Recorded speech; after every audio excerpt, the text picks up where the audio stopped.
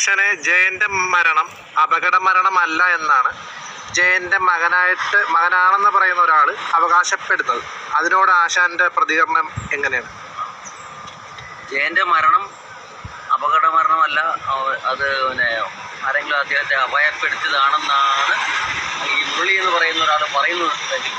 വെറുതെയാണ്, അത് അപകടമാണ്. പിന്നെ ഇതിനകത്ത് ദുരൂഹത എന്ന് പറയുന്നത് ഈ സാധനം ഈ മരണത്തിൻ്റെ കൂടെ ഉള്ളതാണ്. എല്ലാ മരണത്തിനും ഒരു റെസ്പെക്റ്റ് കൊടുക്കുന്നതാണ് ദുരൂഹത. നമ്മൾ ആര് മരിച്ചാലും ആ മരണത്തിൽ ദുരൂഹത ഉണ്ടാവും. ആര് മരിച്ചാലും എങ്ങനെ, ഒന്നില്ലെങ്കിൽ ആക്സിഡൻറ്റ്, അതല്ലെങ്കിൽ സൂയിസൈഡ്, അതല്ലെങ്കിൽ മറ്റേതെങ്കിലും രീതിയിൽ അറ്റാക്ക്, അല്ലെങ്കിൽ പെട്ടെന്ന് ഡോക്ടറെ കയ്യിൽ നിന്ന് അപാകത, ഇങ്ങനെയൊക്കെ ഉണ്ടാകുമല്ലോ.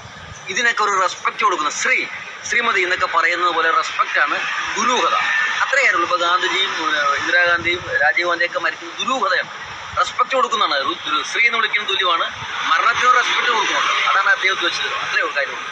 ജയന്റെ മരണം ഈ സംഭവം അപകട മരണം തന്നെയാണ്. കാര്യം അദ്ദേഹം നിങ്ങൾ ആ മുകളിലൊക്കെ ഒന്ന് പടം കണ്ടാൽ മതി. ഓടി വരുന്നുണ്ട് ബൈക്കിൽ, അത് ജയനല്ലത്. ജയനൊരു പെട്ടിയും തൂക്കി ഓടി വരുന്നുണ്ട്, അത് ജയനല്ല. ഒറ്റ തൊഴിക്ക് ജയൻ വീഴുന്നുണ്ട്, അത് ജയനല്ല വീഴുന്നത്.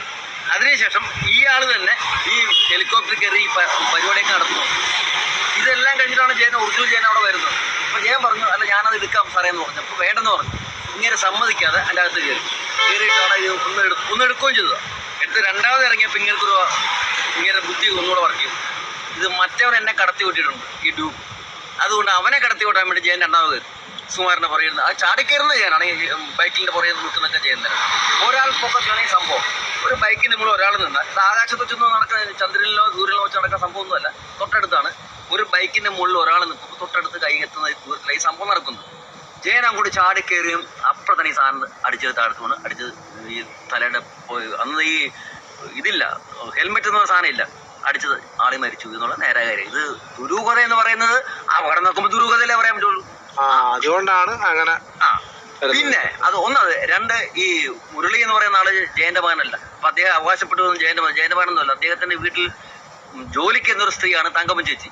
തങ്കമ്മ ചേച്ചി എന്ന് പറയുന്ന ഒരു സ്ത്രീയിൽ സോമൻ നായരിലുണ്ടായ ഒരു അത്ഭുത ശിശു, ഒരു കലിയുഗ സന്തതിയാണ് ഈ മുരളി ജയൻ. അതിന് അദ്ദേഹത്തിന് അത് പുറത്ത് പറഞ്ഞിട്ടുള്ള ഒന്നും കിട്ടാൻ പോലുള്ള മറ്റേ ആൾ പൊട്ടിപ്പൊളിഞ്ഞു പോയി. ജയന്റെ പേര് പറയുമ്പോൾ ഒരു ഇച്ചോടെ ഇമേജ് കിട്ടും. അത്രയേ ഉള്ള കാര്യമുള്ളൂ. കാര്യം ഈ സോമനാരായണ വിവാഹ നിശ്ചയത്തിന് അന്ന് ഈ തങ്കമ്മ ചേച്ചി ഈ ഉരുളി അങ്ങോട്ട് എടുത്തിനോട് ആ വീടിന് മുറിച്ചെന്ന് പന്തൽ കെട്ടി സമരം ചെയ്തു.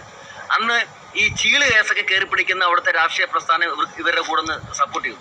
അവിടെ ചെന്നിട്ട് അവർ പറഞ്ഞു, ഇത് സംഭവം ജയന്റെ അനിയന്റെ കല്യാണമാണ്, എനിക്കൊരു കൊച്ചുണ്ട് ഇയാളിൽ നിന്നൊക്കെ അവർ പറഞ്ഞ് ബാക്ക്ഗ്രൗണ്ട് ആക്കിയിട്ട് പാർട്ടിക്കാരൊക്കെ ഇടപെട്ടാണ് തീർത്തത്.